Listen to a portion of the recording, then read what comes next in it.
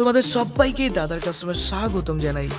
Class 8-এর তৃতীয় পর্যায়ক্রমিক মূল্যায়ন অর্থাৎ ফাইনাল পরীক্ষার বাংলার সাজেশন ভিত্তিক একটি প্রশ্নপত্র নিয়ে আলোচনা করব। দেখো এই প্রশ্নগুলো রয়েছে। 1 নম্বর, নিচে সঠিক উত্তরটি নির্বাচন করো। 6টি প্রশ্ন। 6 নম্বর, 1-এর এ নম্বর, নকশা পেরে শাড়িখানা মেয়েটির রৌদ্রের ভেতর লাল পাতার হলুদ পাতার সবুজ পাতার মতো সরে যায়। দেখো এক্ষেত্রে সঠিক উত্তরটি হবে হলুদ পাতার। তাহলে প্রশ্নটা কি হলো? নকশা পেরে শাড়িখানা মেয়েটির রৌদ্রের ভেতর হলুদ পাতার মতো সরে যায়। Next B number, Haricharan Bandyopadhyay Bangiya Shabdakosh রচনায় যার নির্দেশে প্রবৃত্ত হন তিনি হলেন, দেখো এখানে আছে ক্ষিতিমোহন সেন, রবীন্দ্রনাথ ঠাকুর, সুকুমার সেন। সঠিক উত্তরটি হবে রবীন্দ্রনাথ ঠাকুর। এরপরে সি নাম্বার, গাছগুলো নদীর জলে কি হবে? দেখো স্নান করে আসুক। নেক্সট ডি নাম্বার, মাচানের পরে কি ছিল? সিমলতা ছিল। এরপরে ই নাম্বার, লোকটা জানলই না কবিতায় আলাদিনের আশ্চর্য প্রদীপ বলা হয়েছে, লোকটার কাকে? হৃদয়কে বলা হচ্ছে। নেক্সট এফ নাম্বার, শব্দ মধ্যে দুটি ব্যঞ্জন পরস্পর স্থান পরিবর্তন করে যে ধ্বনি পরিবর্তন প্রক্রিয়ায় তা হলো তাকে বলা হয় ধ্বনি বিপর্যয়।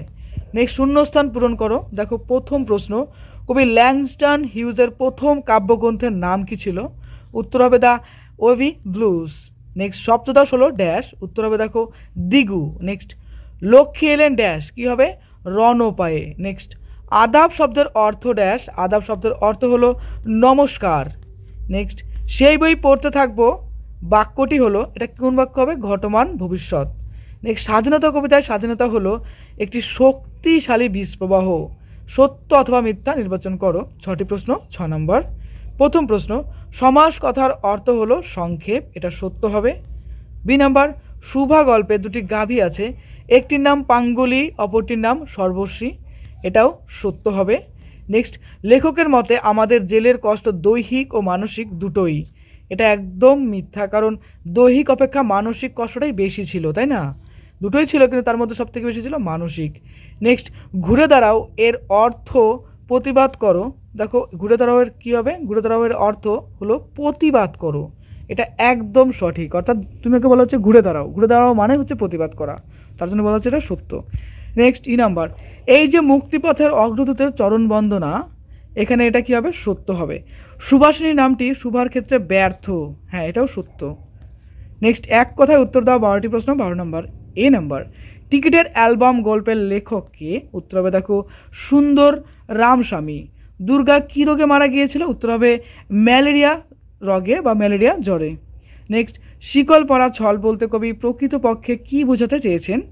উত্তর হবে দেখো ভারতীয় স্বাধীনতাকামীদের স্বাধীনতা অর্জনের উদ্দেশ্যে কারাবরণ করে ভারতবাসীর মন থেকে শিকল পরার ভীতিকে দূর করারকে কবি বুঝিয়েছেন। নেক্সট আমি রঞ্জন সরকার বলছি, বাক্যটির ক্রিয়ার কাল নির্ণয় করো, এটা কি হবে? ঘটমান বর্তমান কাল। নেক্সট কিরেশু তোর নাকি বর পাওয়া গেছে, এ কথা কে কাকে বলেছে?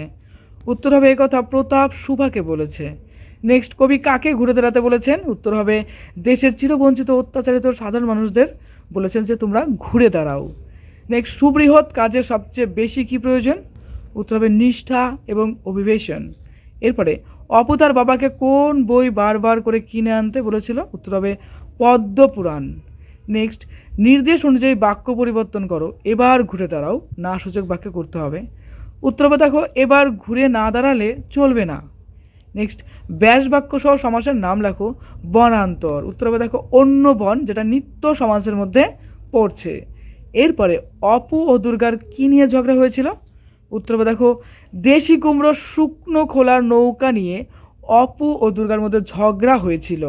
নেক্সট দুর্গা কী রোগে মারা গিয়েছিল? উত্তর হবে ম্যালেরিয়া জ্বরে। এরপরে চলো আমরা প্রশ্ন আর কিছু পড়ি, যে কোনো 2টি প্রশ্নের উত্তর দাও। দেখো এই প্রশ্নগুলো ভালো করে প্রিপারেশন করে রাখবে, প্রত্যেকটা প্রশ্নের মান রয়েছে 2 করে। ওকে, এরপর আছে দেখো 6-এর প্রশ্ন। ওকে দেখো 7-এর এই প্রশ্নগুলো রয়েছে ইম্পর্টেন্ট। তোমাদের ক্লাসের প্রত্যেকটা সাবজেক্টের বইভিত্তিক সাজেশন দেওয়া হয়েছে, অবশ্যই দেখবে বইয়ের কোন কোন প্রশ্নগুলো পরীক্ষার জন্য মোস্ট ইম্পর্টেন্ট সেই বিষয়ে কিন্তু বইভিত্তিক সাজেশন। ইতিহাস, ভূগোল, বাংলা, বিজ্ঞান, ইংলিশ, অঙ্ক সব সাবজেক্ট দেওয়া হয়েছে, অবশ্যই সেগুলো দেখো আর পরীক্ষার আগে যতবার পারো সেগুলো রিভিশন করো। দেখো এখানে প্রবন্ধ রচনা এইগুলো ইম্পর্টেন্ট রয়েছে, তারপরে চিঠি সংক্রান্ত এই প্রশ্নগুলো খুব ইম্পর্টেন্ট। সামনে ফাইনাল পরীক্ষা, মন দিয়ে পড়াশোনা করো, তোমার পরীক্ষা অনেক অনেক ভালো হোক। পরীক্ষার জন্য তোমাকে জানাই বেস্ট অফ লাক। দাদার ক্লাস নতুন হলে অবশ্যই সাবস্ক্রাইব করে দিও। খুব ভালো থেকো।